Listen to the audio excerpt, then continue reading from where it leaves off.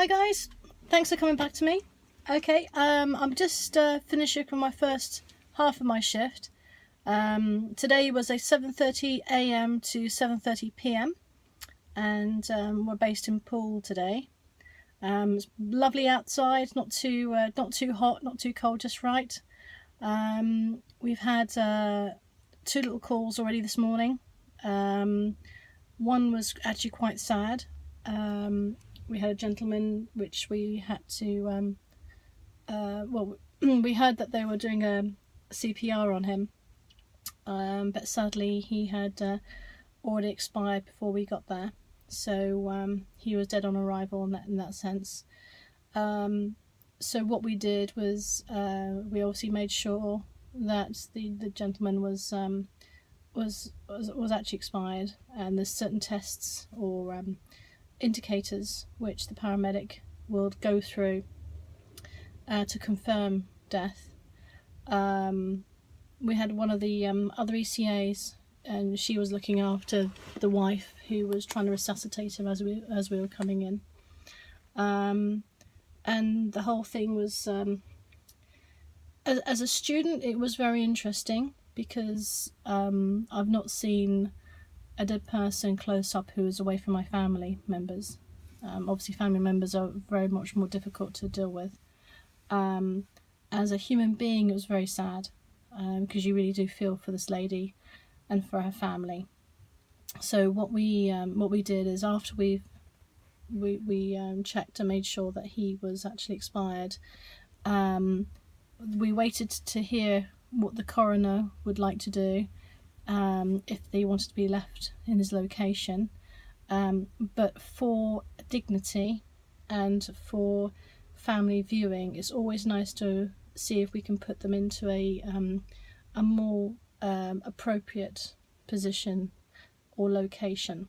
So as this gentleman was in the bathroom, we thought it best, with the okay of the police that was there as well, to move him into his bed and to settle him down as though he was asleep, and obviously cover him correctly as well.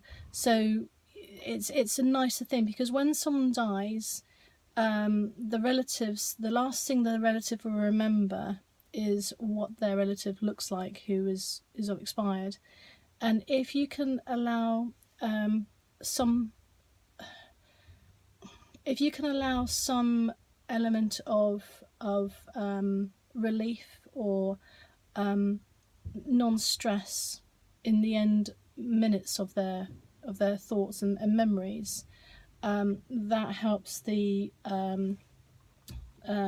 passing of that person to be taken on board more easier. It's never easy, but you know.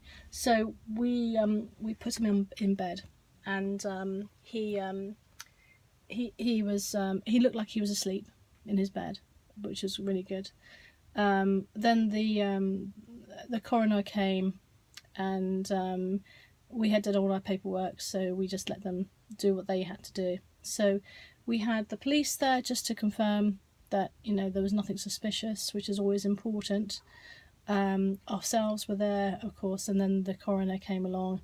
So we had 3 parties working together for this incident, and also to reconcile the wife, and then later on the daughter came along as well. So that was quite a sad one. We had the last one we had today, this morning, was just a pick-up from home and taken to a hospice, you know, for end of life. And again, that was sad, because when you taking somebody that you know is dying, and they know they're dying, and their family members know they're dying, and it has a very sort of surreal feel about it. This lady was very, very tired, and her husband was quite upset, which is understandable. And you do your best, and you feel the emotions within you, and you really, you're a human being. You have to think, you know, what was it if that was my mum, you know, if that was my sister, if that was my grandmother, you know, how would you feel?